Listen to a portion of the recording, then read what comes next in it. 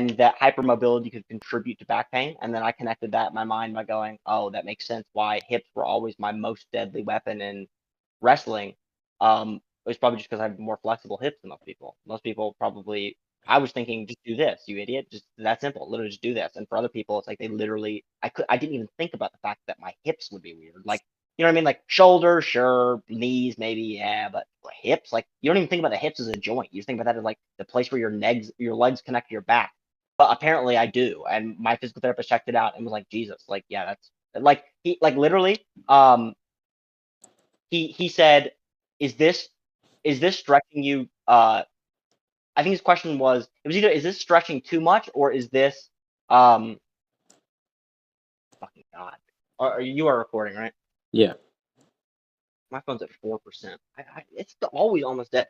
Thing's a piece of fucking shit. I don't know why they make every fucking phone nowadays to have a battery life of 3 seconds after you own it for a couple years. I'm sure it's to make you buy new ones. I'm sure Samsung does the same goddamn thing Apple does now. But it is annoying as shit. So, um, So what are wrong with your hips? hold on. I'm gonna get into. I need to plug my phone. Okay, so my back. The reason that I've got severe back pain, the reason I'm a elderly man is because I have a superpower. That superpower, it was extremely helpful in my entire wrestling career and throughout my entire life. But it is now devastating. It literally, dude, I remember making jokes. This is weird. This is really weird. This whole call is gonna be such an unbelievable dick suck mess without evidence, which I should have been recording the whole time, but whatever. Anyways, I don't know how to record this, but anyways, I remember like in Catlettsburg Elementary. So I'm talking fourth and fifth grade. Um, how many years ago is that? That's like what? Well, at least like 5, probably more like 10 years ago now. The point is that um, I remember back then talking about and knowing intuitively that I was correct. So I remember saying this out loud, but not just saying this. I remember saying this and then like vividly understanding as like a fucking 11-year-old or whatever in that moment that what I'm saying is true and will be true in the future, and that I have no evidence, I have no data, I don't even have I can't even explain to you why. It's not even like, oh, because of this back pain, this will happen. It was just like I just somehow knew. I somehow knew when I was 11 that this was true. Whenever I said it, that the reason I can do what I can do with my shoulders will be the same reason that I fall apart in my 20s and 30s. I said that as a joke. I said that as frequently as a joke. And did you know that as like a medical idea that could even happen? Have you heard about stories of other people who had it? No, I still have never heard about stories of other people that's happened to. I've still to this day never heard of examples of that. Well, I mean, But I just knew. isn't the idea that the things that make your shoulders makes your like you weaker in general, and that's what's happening now? It's not weaker, it's different. But yes, that is the base. But yeah, but anyways, that is what I was saying then, and that is what I obviously know to be true now. But yeah, at the time I had no way of knowing that. I had no way of like I had absolutely no way of um like knowing that it would be true in the future. Like it wasn't like a hunch. It wasn't like I was like, oh, I saw this thing on Google, maybe this is true. It was like I said it, and then as I was saying it, as I was making the joke, I got the same kind of like religious intuition where it's just like you just know. You just like And you you weren't don't saying it because like, oh, I bet like for some logical reason because the way my shoulders work, it won't no, function. It was just as a joke, and then you realized hindsight that's true. not hindsight. No. I realized as I was saying it. In the Yeah. same way, like you'll say religious things and you'll say things that as you're saying them, like you may not even believe them 3 seconds ago, but as you're saying them, you realize it's like, oh, I understand now what that means. I understand it in like 1 neurosecond later after hearing myself say that exactly what I meant when I said that, even though I didn't know what I meant as I was saying it. And now I understand that that has to be true. It's not a matter of that may be true, that may be what my future holds, but it's a matter of like, there's nothing that can even be changed. That is an inevitable path that my future holds that I Yeah. cannot escape. Like as I said that, I just knew. Like and I anyways, that that just sounds retarded.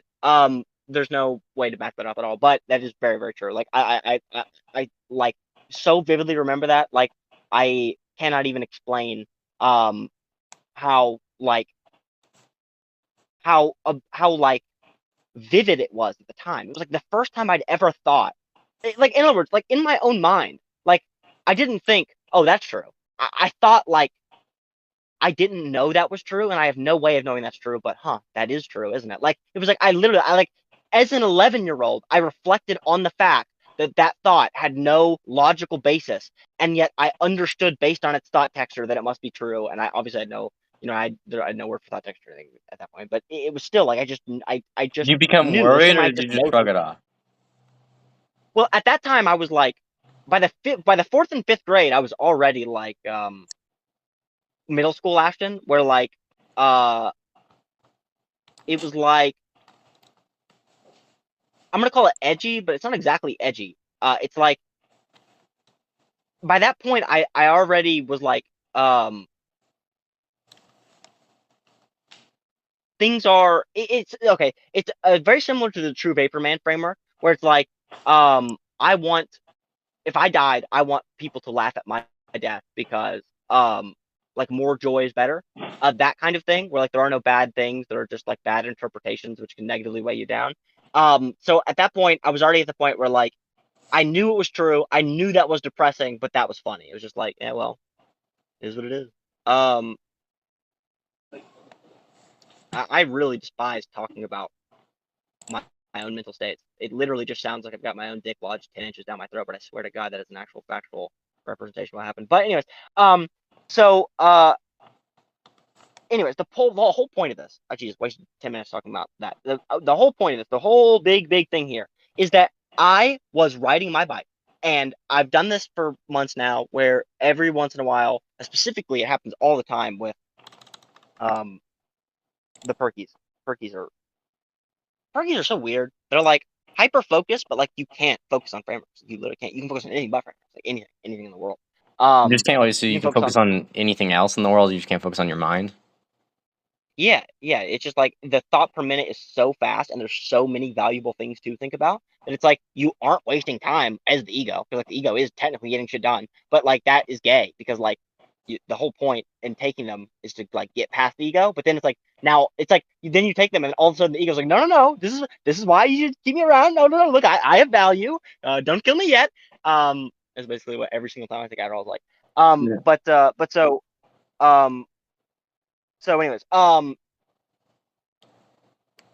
was riding my bike, and I was for like 15 minutes straight. I was just thinking about like what muscle groups contribute to back pain. If I could isolate what muscle groups are important for.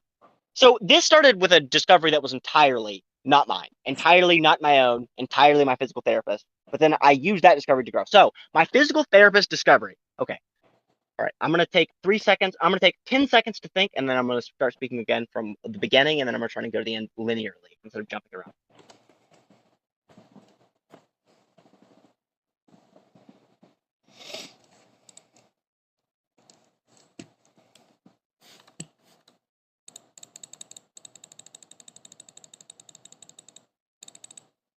So my physical therapist says you have a hypermobile back. You have tight hamstrings and a hypermobile back. Those were the two big things that he took away. I thought, yeah, tight hamstrings makes sense, but I don't think that's the biggest thing. The what that okay, I'm going off. I keep adding these little details that are technically important for like 40 years from now when someone's listening to the record, but aren't really important for this conversation right now. But understand that as I speak about them. Okay, so the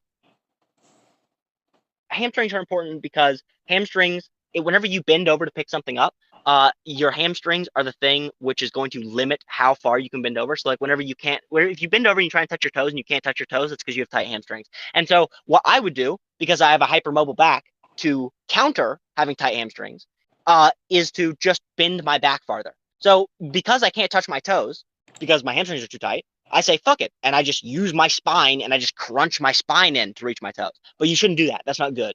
I can do it because I have a hypermobile back, but it's not good for my back. And so I basically adapted my entire life to do that, so that it's a symbiotic thing. It's not just that because I have tight hamstrings, I have a bad back. It's that the tight hamstrings are from me not using them because I opted to use my back. And then the tighter they got, the more I could only use my back. And the more I am consistently using only my back to pick things up. And that's not what your back is for. It's not what your back's supposed to do. So basically what happened is that I would crunch my spine so often to pick things up. And that weight, while it's being crunched, obviously, and exponentially increases the amount of negative impact. So I'm just wearing and wearing and wearing and wearing on my spine, which is in turn making me more and more and more and more dependent on my spine, which obviously leads to a horrific cycle, especially when you're working at Walmart and your job is to be fucking picking things up all the time. Jesus, in retrospect, no fucking wonder that made my back worse. Because it doesn't matter how heavy the object is. It was never about the object being 20 pounds. I could pick up a fucking 5-pound weight. It's all about the angle at which I pick up the weight. And my entire physiognomy has been built to pick things up incorrectly. So every single thing that I pick up does damage. And I got a job picking things up for 9 hours. Fucking retardation. So, anyways, And I don't even have back issues, so but my back like hurt a lot from that, and it still yeah, kind of does from. developed back issues just from that fucking job. Yeah.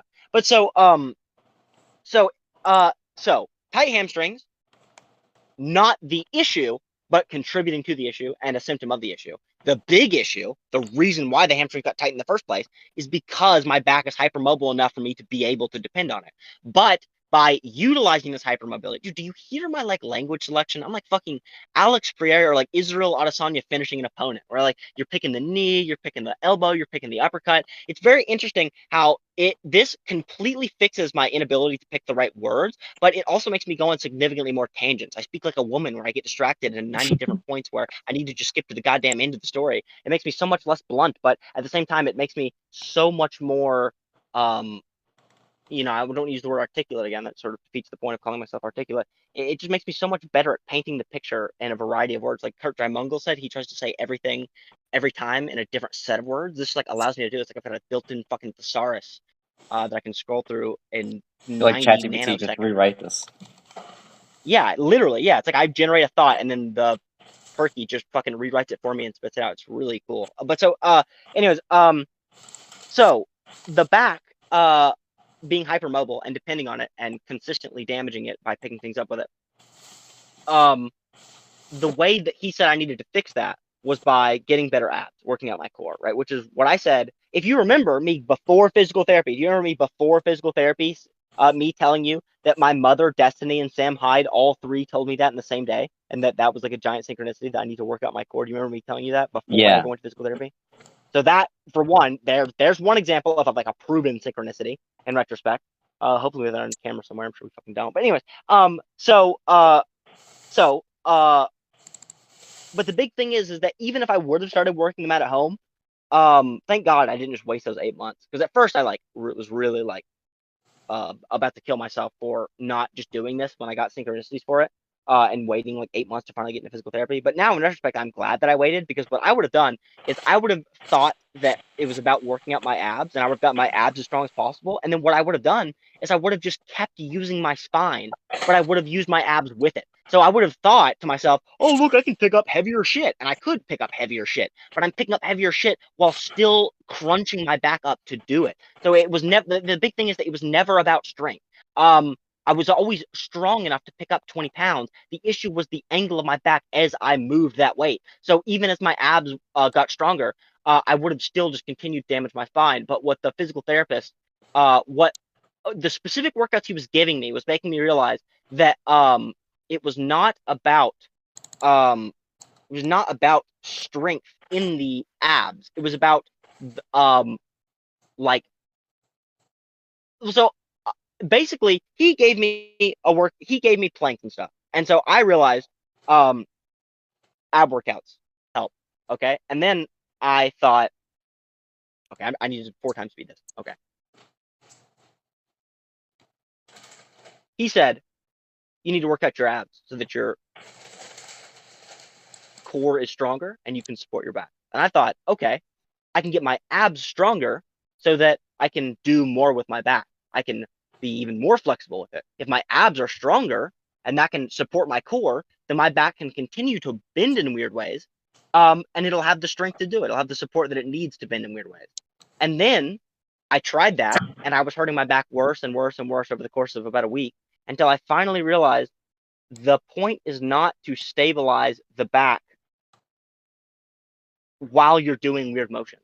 So what I tried to do, so like what this means is that, so like imagine you're bending over to pick up a water bottle package, and then you bend over using your spine, right? Like you don't use your hamstrings, you don't crouch down, you don't do any like deadlift shit. You just straight up bend over to pick up the water bottles, and then you go to pick up. And now you think, oh, well, I've worked out my abs, so I can pick these up with my abs. But now you're still crunching the spine. You're just using the abs while you do it. So you can pick things up faster and you can pick up heavier things, but all of that weight is still constricting the spine and damaging the joints in between it. So what I found out that I needed to do, the improvement. So, okay, forget everything I said before. Now this is the important part.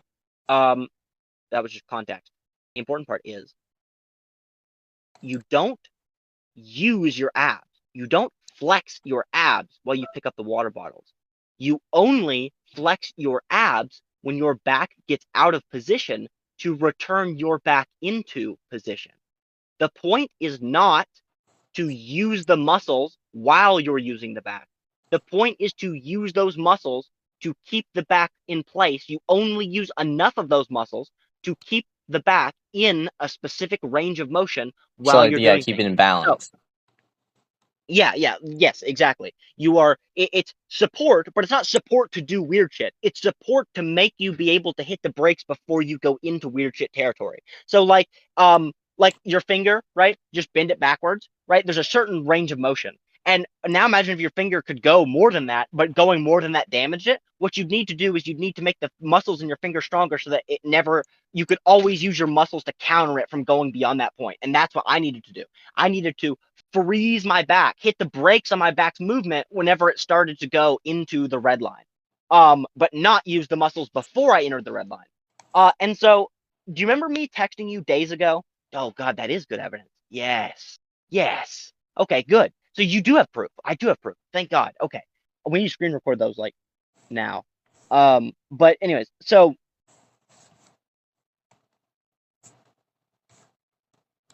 yes, you are bothering me. Yes. So you have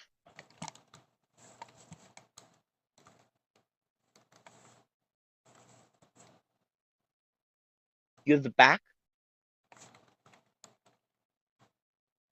you have its range of motion, and you have the range of motion where it begins to become dangerous.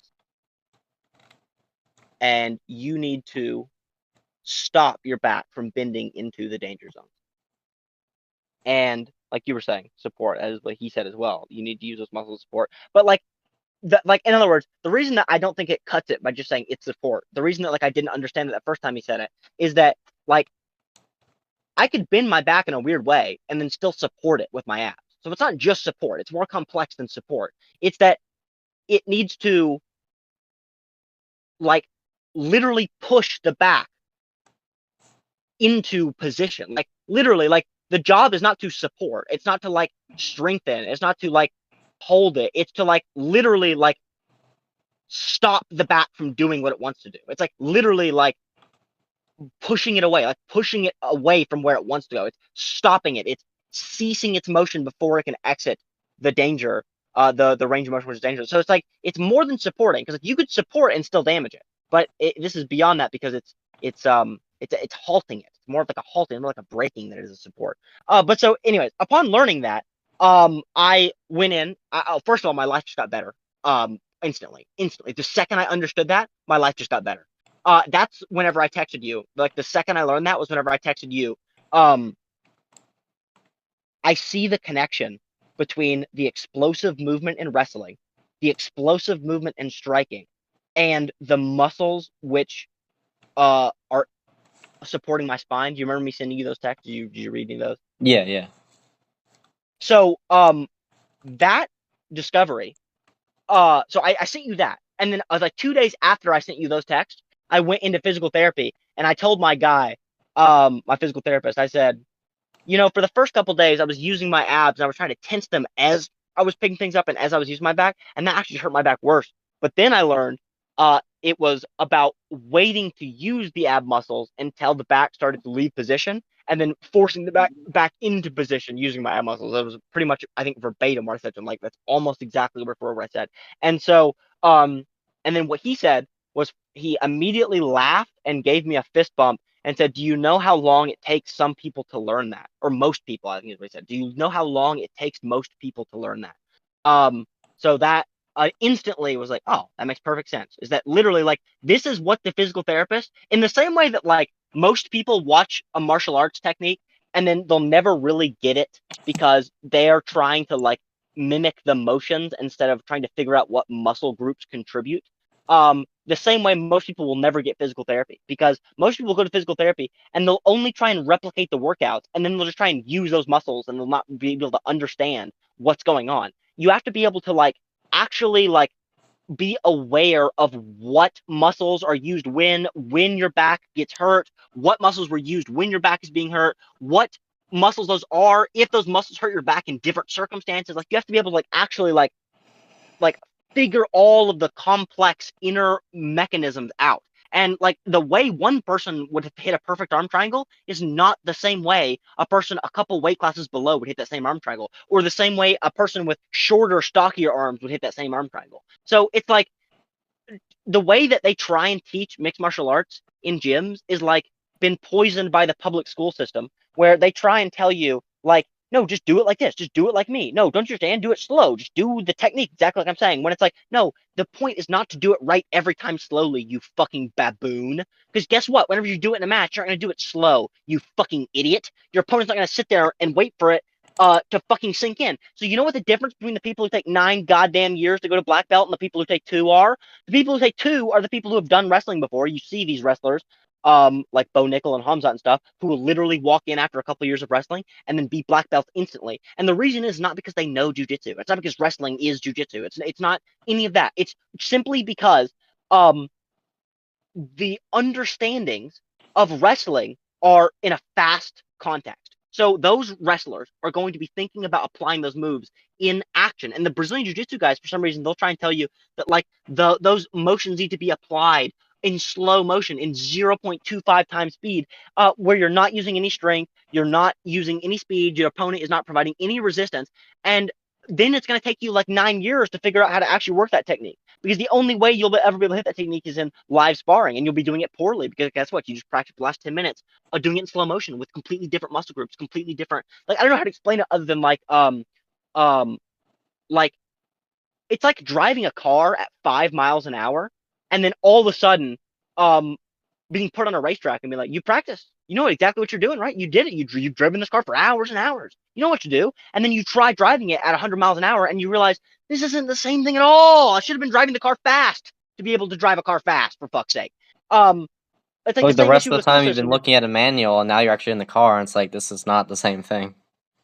Yeah, it's like the same thing with the school system where it's like, oh, what I should have been doing is doing the job if I wanted to do the job, not learning about the facts of the job to do the job because they're not the same fucking thing at all. They have nothing to do with each other actually.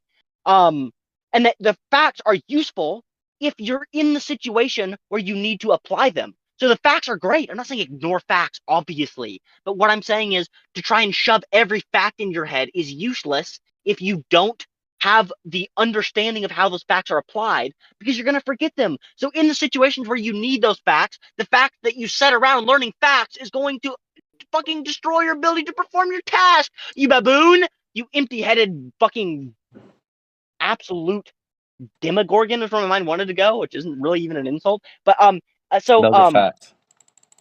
you betcha. Did you see the sandworm? That was like the closest thing, even closer to the demogorgon. That was probably what I was thinking of. But so, anyways, the needle teeth and everything. But so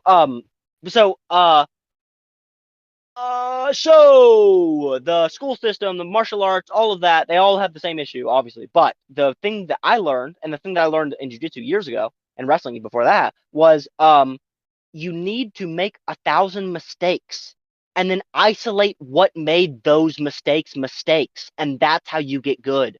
You don't get good by going in slow motion. You get good by failing in full speed until you realize what was making you fail. It's so fucking obvious that it sounds like airheaded retardation whenever I say it. Like everyone will be like, "Oh yeah, it's true," but that doesn't mean that all the jiu-jitsu guys are wrong. But I'm saying no, they are wrong. And that literally, if you don't think that they're wrong, then you're too retarded to understand the full meaning of what I just said. So you should really sit down in a dark room with your eyes closed, and you should think about it for another 10 minutes. You fucking imbecile. Fully process the meaning of these words. The application can only be improved by understanding what makes failure, not by understanding what makes success. If you go in, like you were saying, with an instruction manual, just because you understand on an instruction manual what it says to do does not mean that you will be able to actually execute those things. Because what you need to learn is not press the left joystick to go left. What you need to learn is how much force that you're putting precisely into that joystick to get the right amount of turn. You understand?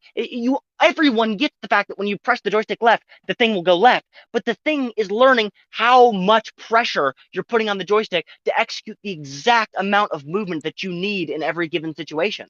And you can only learn that by practicing in full speed, by failing and learning what make failures, by pressing the joystick in a way which made you crash, and then pressing the joystick again and again and again and crashing again and again and again until you finally isolate all of the things which can potentially make you crash.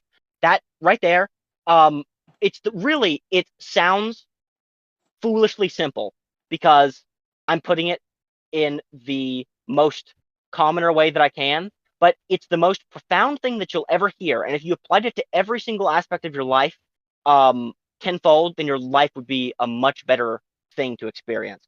So anyways, the Jesus, seriously, woman speak. What is it? I've talked about nothing that I want to speak about yet. It's all been decent. This is Trevor. This is the perfect example of what these perkies do.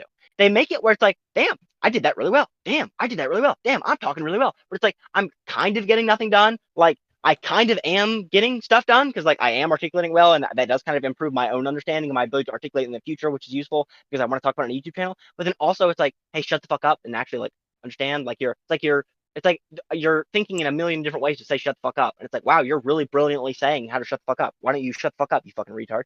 To finally now get to the point, which I probably will not, you have muscles in your back that can stop your back from moving too far. That's good. You want that to happen. You don't want your back to move too far, so you want these muscles. So I told my physical therapist, hey, I've started using the muscles to stop my back from moving too far. And he goes, wow, that's good stuff, son. That's real great stuff. That's exactly what I want to hear. And I go, interesting. I see. So from here, I think, how do I start growing this knowledge? How do I start expanding this knowledge? And so I start just using it in my life. I don't really, I won't explain that. It's just no real point. The point is that my life got better slowly over time. It was like a training montage of navigating every single individual piece of my life with the understanding of like your back can't move as far as you thought it could. Like 90% of the ways that you use your spine is damaging it, small, like tinily. And it's like, in other words, like what I used to say was like, man, my back hurts with everything I do. And what I understand now is like, no, you were contributing to damage with everything you did because you were doing it wrong. It's like I was taking a fork and then like putting it and stabbing my own eye and then being like, I just don't think I'm fitting the fork in my eye quite right. It's like, well, maybe stop fucking poking your eye with a fork. And the same way, it's like, stop fucking using your spine like that. You're using it like it's a snake, and it's not. It's like a wooden snake. It's very important that you mind the points which weld your back together, and that you don't exaggerate them too much. And so, like I said, I just like slowly my life changed over time as I just changed every aspect of my life to mimic that. And that same realization was, like I said, the same realization that I talked about before the physical therapist, with the martial arts. I realized that understanding of the muscle groups being to support my back was somehow the same thing that it was in wrestling, where in the same way that I didn't want to use my muscles, I wanted to save them for the moments where I needed to explode with them, that was somehow the exact same thing that, and by the way, the thing that I'm saying now makes sense whenever you go back to read those messages, but I didn't even know this when I was writing those messages, is that the explosiveness of grappling that I did in grappling, the thing that I was so good at in grappling, do you remember me saying the thing that I excelled at in grappling was not being powerful? The thing that I excelled at was being powerful quickly. Where most people would go from a 2 to an 8 in 2 seconds, I could go from a 0 to a 5 in less than 1. And that power differential, that instant difference in the amount of power that you're dealing with, was more advantageous when used in critical moments than just being powerful. Now, obviously, there are upsides and downsides to both. Someone who is more powerful, like a Michael Chandler, like a short, stocky, muscly person, they're capable of like doing block breaks and stuff, or like they can literally just like say no to like your techniques because they can just shove you out of the way, shove your techniques out of the way, and just bowling ball through you. I was like, that is good to a degree, but what you really want is not have to rely on that, so you don't get neutralized whenever you meet someone else with strength. You want to be able to have very good timing that people do not expect and explode in those windows in which it's most advantageous. So in jujitsu, this will be, I'm sure you felt, um, there are moments where your opponent is transitioning, for instance, transitioning a grip or transitioning to a body lock or trying to squeeze the choke tighter. There are these little moments, these little tiny windows where the second that they go to change something, they're releasing their power. And they're releasing their power in a specific way. So if someone has a rear naked choke and then they try and relinquish the power of the rear naked choke so that they can tighten their grip, right? They momentarily relinquish it so that they can squeeze it again much tighter whenever they go back at it. Then there's going to be a very specific point in their arms where applying the most pressure is going to be the most significant. You can break their grip in that moment where they are weak. And that is very important. I'm sure you felt that in jiu-jitsu because that's honestly more important in jiu-jitsu than it is in wrestling typically. I just wrestled like a jiu-jitsu player and I jiu-jitsu like a fucking wrestler. But where I would, for instance, I'd be on bottom and I just lay down. I'd like not even like try and build up a defensive base and like try and be sturdy. I would just straight up become a noodle. And then the moment that they would think, oh, look, a noodle, perfect, I can just crush it, then they would go to try that. And as they put all their force into trying to roll me or trying to flatten my shoulders or trying, whatever they were focusing on, I always used that moment where they were putting all their force, all their momentum. I used that moment, that transitionary moment, to turn it into my force. So as they attacked that noodle, that limp, lifeless corpse, the parts of the corpse that are most crucial instantly activate at full speed, full power. They go from lifeless, limp, soggy to rapid, precise, powerful movement. And if you can channel that, then you can use your opponent's momentum to your own benefit. So, like, whenever your opponent is running forward at you, you can step off to the side and throw them over your hip. And you can use them coming forward as momentum for your throw. In the same way that if I was on bottom and someone would try and pin me by like rolling, trying to get under my arm and rolling me over, then I could back roll and then end up with my hips on top of their hips. And all the momentum that they put trying to keep my shoulders on the floor now just allowed my hips to get above their shoulders and their hips and allowed me to end up on top. So it became my advantage. I'm using way too many words. It's like I'm way too detailed. It's like technically it's all correct, but like it's so much. I like repeat myself over and over again, and it's just so precise. I think this is actually good for like religious things, probably, but like it's kind of annoying in every other And conversation. it I sounds like it's cannot. just going to be good for just like, I don't know, content, just making entire paragraphs out of whatever topic you wanted to. Yeah, definitely. I think or think about live streaming. I mean, the whole point of live streaming is just talking the whole time. I'm gonna be able to be a fucking actual chatterbox. Some people never stop jabbering, fucking million miles a minute, and every single word sounds like it means something. So, anyways,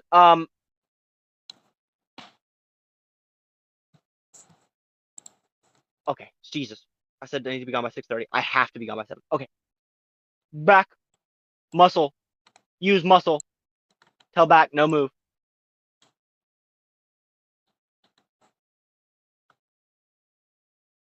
Physical therapist say, not, we've done the summary so many times. No more summaries. Skip to the end. Skip to the end point that matters. Okay. I think I've summarized everything, which should be important at this point. Maybe I'm missing one or two things, but whatever. Non-linearly now. Skip to the end point. The whole thing that matters. The whole thing that I discovered today. The whole point that I called you, which was retarded. I should have been thinking instead. Now fucking hours gone by. The whole point in all this was to say that today I understood that this is huge. This was the huge, big, massive, important. 5 importance. 10 importance for measuring out of 10. Massive. The hip flexor, which, I didn't address that yet. Massively important. Okay, quickly, the physical therapist, I walk in, I say, hey, hip flexor, hypermobile maybe, check it out. He goes, holy shit, your hip's fucking flexible as hell. All get out, son. My good googly moogly, goddamn boy, you got some hypermobile ass hip flexor. And I'm like, yep, that checks out. And he's like, maybe Google was right that time. And I said, actually, this one was ChatGPT. He made fun of me for that. The rest of the employee was very, very funny. He thought it was hilarious that I got it from ChatGPT. He was like, I would say don't do that, but I mean, hey, worse, I guess. But so yes, I do have hypermobile hip flexors. So in other words, everything I said in elementary school was true. I am falling apart like a fucking slinky toy. My joints are disintegrating because they're so mobile that I'm capable of pushing them past their fucking red line limit. I'm going cyber psycho. And that needs to be stopped. It needs to be curbed by breaking with the muscles that surround the joint. And so with this new understanding, so before, like last week, whenever I was messaging you and stuff, all those messages came from the understanding that my back has ab muscles that can stop my back from moving. But then I figured out that now, okay, it's hips too. It's not just my back. There's also hip muscles that need to stop my back from moving. That's the hip flexors. That's the thing your father talks about all the time. Okay, your father actually taught me something pretty cool, actually. His thing is not the same thing as mine, and some of the things that he does can damage my back worse. But some of the things actually were pretty helpful. That's cool. But so anyways, so your father talks about hip flexors, so you know about hip flexors. Yeah. Hip flexors and abs run into each other. They're like the same. Yeah, I would maybe ask your father if you want to feel what a hip flexor feels like. What I would do, this is the exercise my physical therapist gave me. So this is the exercise. This exercise is like the key to my fucking future, Trevor. Like this isn't just like my back. This is huge. So this exercise is sit with your feet directly out in front of you. Are you doing this right now? Yeah. Sit with your feet directly out in front of you. Now, put your do the mummy thing where like you put one hand on one shoulder and the other hand on the opposite shoulder. It's like both hands are on the opposite shoulder. You understand? So like you're creating like an X with your arms. Okay. Now, the whole point of this was just to get your shoulders over your hips, so your back should be kind of crunched in, kind of like slouched, and your shoulders should be directly over your hips. And now, what you're gonna do is you're going to move backwards. You want to go to the laying down position slowly. Very slowly, you're going to lay down, and as you lay down, you're going to feel your back unfurling. Your back's going to slowly unfurl, and your shoulders are going to come up higher and higher until your shoulders would be up straight as you reach the final laying down position. And so the point of that exercise, there's many wrong ways you can do that, but the correct way to do that is you should be feeling right below your hip bone, like where your hip bone starts, that right directly below that is where your hip flexors are. So directly beneath your hip bones on the inside of each thigh, that's where your hip flexors are. And those are the muscles. You should feel those muscles as you do this exercise. Those are the ones you want to be using as you go down. So as you unfurl your back, you want to be using the muscles that start right at your hip bones, and then you should feel them like right